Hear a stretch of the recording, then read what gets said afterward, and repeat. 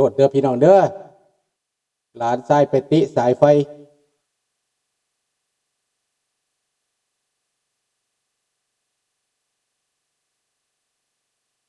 เบิ่งนี่มันก่อนเบิ่งพาราแมนมันก่อนโอ้มันนงโมดิฟีบ่ได้มันบ่แม่นปิบลิกบุดเดียวเด้อลืมเอ้าได้แล้วบัดนี้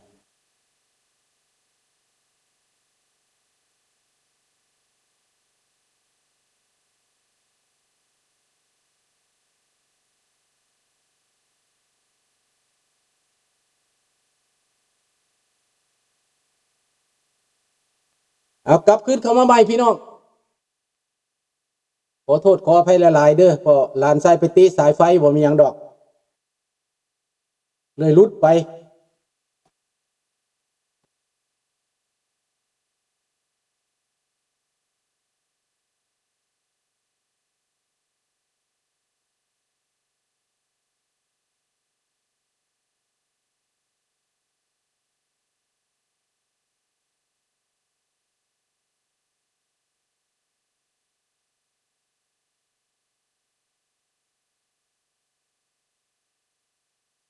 ไปลงข้างกันอยู่หั่นเบิดดอก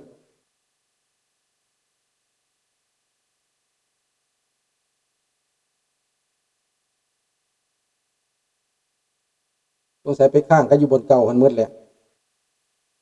กลับขึ้นเข้ามาเด้อพี่น้องเด้อซอกหาลายใหม่เด้อ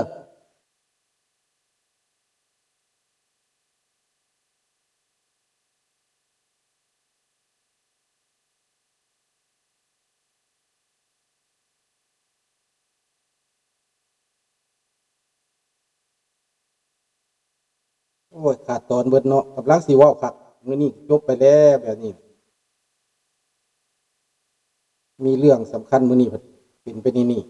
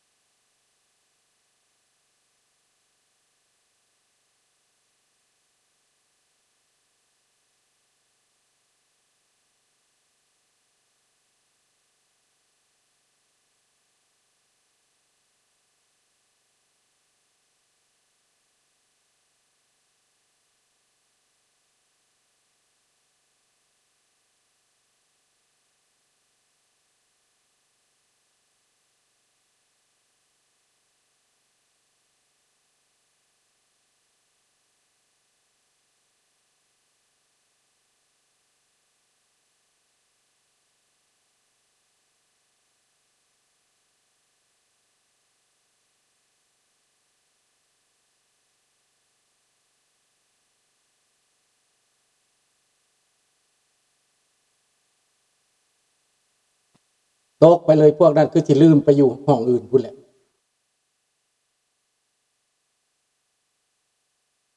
มาแล้วเนาะถามทักทายเข้ามาเด้อมี15ท่านเนาะตอนนี้ขอโทษขออภัยหลายๆเด้อพี่น้องเด้อมาแล้วเว้าต่อเลยเนาะผู้ใดเข้ามาท่านเข้ามาเนาะพอหลานชายไปติสายไฟบ่มีหยังดอกสายไฟรุดอินเทอร์เน็ตรุดคิดว่ามันเป็นหยังซั่นดอกคิดว่าแผ่นดินไหวอยู่เวเนซุเอลาซั่นดอกคิดว่าแผ่นดินไหวสบายดีพี่น้องกลับเข้ามาใหม่มื้อนี้รายการของพวกเฮาซักซ่าหน่อยหนึ่งบ่เป็นหยังเนาะขอโทษขออภัยหลายๆบักหลานชายมันจักไว้เป็นจังไดเริ่มวงสู้เด้อหลานชายเพิ่นไปถอดสายไฟเพิ่นอยากเฮ็ดพี่สังแหละคือเลยอินเทอร์เน็ตรุดไปเบิดพอเท่ากำลังออกรายการโอ้ยพี่น้องเอ้ยเอาไปฮอดไสแล้วก็กลับขึ้นมาใหม่แหละพี่น้อง เขากลับคืนมาอยู่บนว่าเรียงในฟงชั่นแปลว่าเห็นอะไรก็บ่ได้เลยนะคือว่ามันเป็นอย่างฉันดอกคือว่าแผ่นดินไหวฉันดอกบัดนี้พี่น้องจะมาเว้าเรื่องว่ารัฐบาลโจรเล่าแดงนี้สบายดีกุ้งสบายดีเบิดทุกท่านเด้อพี่น้องเด้อขอโทษขออภัยหลายๆเด้อพี่น้องเด้อหลาน2 คนพ่อแม่เขาไปว่ากั้งไปเอาป้าให้พ่อเฒ่าเบิ่งท่าจะน้อยป้าเพิ่นมาหับเอาไปบาดนี้มันละไปถอดสายไฟว่าเพิ่นสิเสียบหยังแหละพอไปถอดสายอินเทอร์เน็ตบาดนี้บักน้อยมันอายุ8 ปีมันบ่ฮู้ปานใดดอกบักนั้นน่ะเพิ่นอยากเสียบสายเกมเพิ่นบ่หรือเป็นหยังนี่แหละไปถอดสายไฟของพ่อเฒ่าออกโยมันก็ตัดกุดเลยเนาะมันก็ซ้ำมืดตึบดนตรีเป็นไปเบิดแหละพี่น้องเอ้ยเอ้าขอโทษขออภัยหลายๆกำลังจะเข้ารายการรัฐบาลโจรลาวแดงนี่หลงเสือโซเวียตลัทธิคอมมิวนิสต์โซเวียตหลังจากโซเวียตหมดไปแล้วเขาก็เดินต่อสวัสดีน้องจันทวีขอโทษหลายๆเด้อเขาก็เดินต่อไปหลงเสือรัสเซียมันก็เป็นเผด็จการนำกันหั่นแหละพี่น้องเป็นเผด็จการ2 ตัวเผด็จการรัสเซียเผด็จการโซเวียตเผด็จการจีนแดงเผด็จการอิหร่านเผด็จการเผด็จการเกาหลีเหนือส่วนเผด็จการคิวบานะก็ใกล้จะจบไปแล้วบ่แม่นเวียได้โปรแกรมเด้อขอโทษหลายๆเด้ออันนั้นน่ะนั้นเรื่องนี้หลานชายถอดสายไฟมันหลงมันไปถอดสายไฟมันไปแตะสายไฟอินเทอร์เน็ตน่ะอินเทอร์เน็ตบ่มีไฟมันก็มืดตึบพุ่นติซ้ำแผ่นดินไหวอยู่ในเวเนซุเอลาโลดก็นี่แหละพี่น้องขอแสดงความเสียใจนะพี่น้องชาวเวเนซุเอลาเด้อที่ว่าแผ่นดินไหวนะอาจจะตายจะ7.5 ริกเตอร์เนาะอาจจะฮอด8พุ่นบ่จักเฮือนตึกล่มลงอย่างบ่เป็นธรรมดาเด้แต่เขาต้องเบิ่งทีหลังว่ามันเสียหายหลายปานใดมันเสียหายหลายปานใดแล้วก็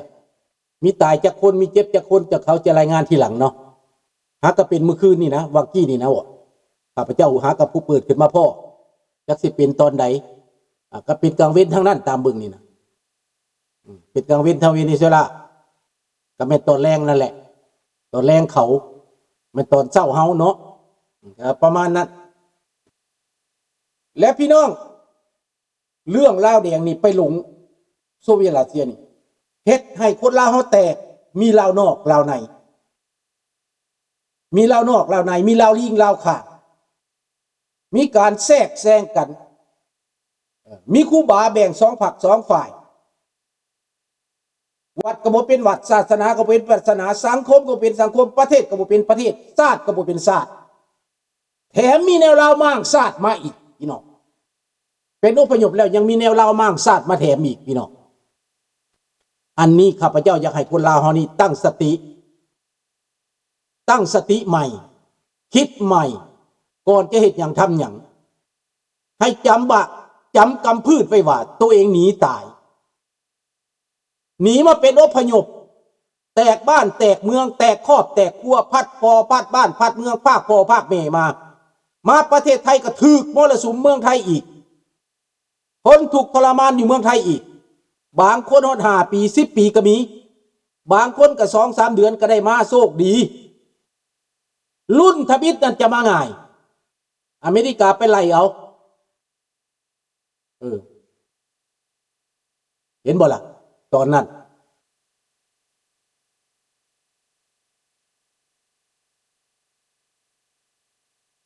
สบายดีบุญโคสบายดีเบิดทุกท่านเด้อพี่น้องเด้อข้าพเจ้ามีปัญหาอินเทอร์เน็ตเมื่อกี้นี่ขอโทษหลานชายไปถอดสายไฟไปเตะสายไฟบริสอดก็บ่ฮู้แหละจักหน่อยสิถามมันบักน้อยนะมันได้เฮ็ดจังได๋อินเทอร์เน็ตหลุดเลยเฮ็ดตะเลออยู่พอตู้ก็ออกสายว่ามันเป็นหยังคือว่าแผ่นดินไหวซั่นดอกแนวใดก็ตามพี่น้องเฮาต้องเข้าใจว่าสาเหตุนี่มันบ่แม่นเรื่องปกติคนลาวนี่นะอย่าหูเบาเอาง่ายเด้รุ่นเฒ่ารุ่นแก่ก็ตายไปเบิดแล้วรุ่นเจ้ารุ่นนายตายเกิดสิหมดแล้ว วกยังบ่ตายก็เสียสติเซ่อซ่าเร็วซื่อเลยซี่แล้วเหลือแต่ลูกหลานผู้บ่จักหยังในประเทศนั่นเดียวนี้นะ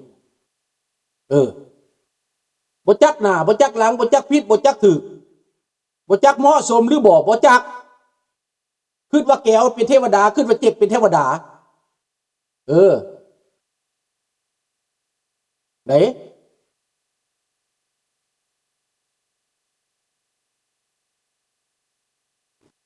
ดังนั้นมันบ่จักผิดจักถูกบ่จักพ่อจักแม่ไปบูชาแก้วพุ่นไปบูชาไก่สอนไปบูชาหนูหักไปบูชาคำไตว่าเป็นพ่อเป็นแม่มันเขาห้องว่าพวกหลงชาติพวกลืมชาติเขาถึกล่างสมองเขาถึกตัวเขาถึกต้มยังแม่นเขาต้มเปื่อยแก้วต้มลาวพี่น้องเอ้ยบักสุพรรณวงศ์ก็ถึกแก้วต้มดมหอยแก้วแล้วมันลืมลาวบาดนี่นะบักสวรรณภูมิกระดมหอยฝรั่งลืมลาวอยากเป็นใหญ่บ้านเมืองสิลมจมกะยาเมาจะฆ่าเจ้าชีวิตนั่นแหละสุดท้ายก็ฆ่าได้แต่ฆ่าได้แล้วเป็นอย่างไรนะได้อย่างไรเดี๋ยวนี้มันได้อย่างได้ความแตกแยกได้บ้านแตกแสลกขาดได้ความอ่อนแอได้ความหายนะได้ความสูญเสียได้อย่างบ่ได้อย่างลาวกลายเป็นประเทศล่าหลังนี่แหละดังนั้นมันจึงบูชาเวียดนามมันจึงบูชาเจกมันจึงบูชาลัทธินี้มันจะเอากาเกี่ยวคอนท่อนตีมันปั๊บอยู่ในประเทศลาวนั่นคนลาวยังบ่ตื่นยังบ่เข้าใจยังนิยมซ้อมซอบมันเป็นตาหนายพี่น้องลาวนี่นะข้าพเจ้าคิดว่าเกิดพิษศาสตร์เด้เกิดบ่ห่วมศาสตร์พวกโจรพวกหมาพานพวกลาวแดงขายศาสตร์นี่นะเกิดพิษศาสตร์พี่น้องเอ้ยข้าพเจ้าเกิดเป็นฝรั่งเศสเกิดเป็นไทยเกิดเป็นอย่างก็แล้วแต่ข้าพเจ้าเกิดเป็นลาวนี่นะมันจำเป็นต้องได้มาต่อสู้ต้องเป็นต้องมาบักบากจะเป็นต้องมาเห็นคนลาวนี่คนลาวเป็นอย่างซี่นะบ่เสียใจบ่กินแหนงแข้งใจบ่เห็นแบบนี้นะกลับคืนไปยกย่อปอปั้นผู้ที่ประหับประหารผู้ที่กินขาดตัวเองบ่สำนึกจักดีบ่พี่น้องบ่ตื่นจักดีวะ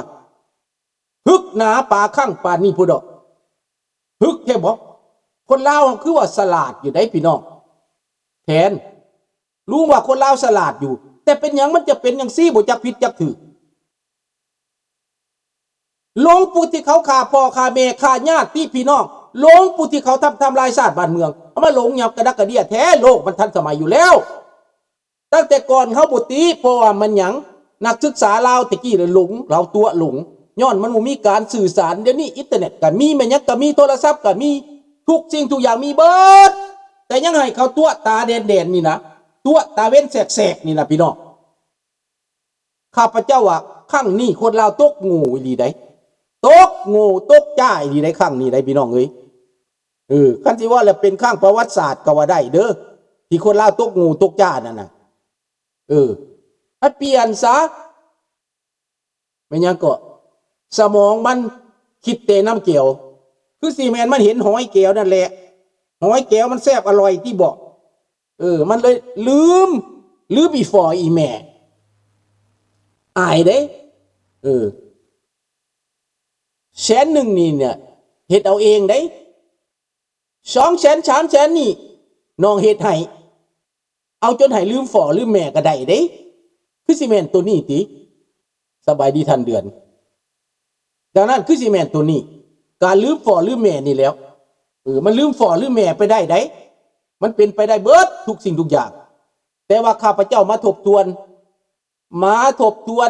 พาพ่อแม่พี่น้องฟื้นสติขอโทษเด้ออามิโกเด้อหลานไปถอดสายไฟมันอยากเสียบพี่สังแหละมันเลยไปถอดสายไฟเลยมีปัญหาเลยมีปัญหาขอโทษขออภัยนำเบิดทุกคนทุกท่านเด้อกลับคืนมากอ่ะคนก็ลงทีบลงทางไปจะไปซอกเข้าบ่อนใดแล้วเนาะแต่แนวใดก็ตามก็ยังซอกเห็นคืนมาเห็นอยู่เนาะถือว่าโอเคได้ดังนั้นพี่น้องอย่างน้อยก็ได้เว้าข้าพเจ้าขึ้นว่า